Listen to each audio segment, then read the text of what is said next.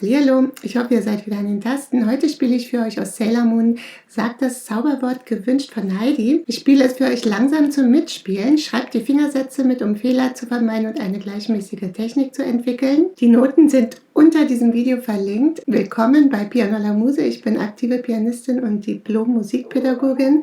Und wenn auch du mitbestimmen willst, wie es auf diesem Kanal weitergeht, abonniere den Kanal, mach mit bei den regelmäßigen Umfragen und schreib deine Musikwünsche und Fragen in die Kommentare.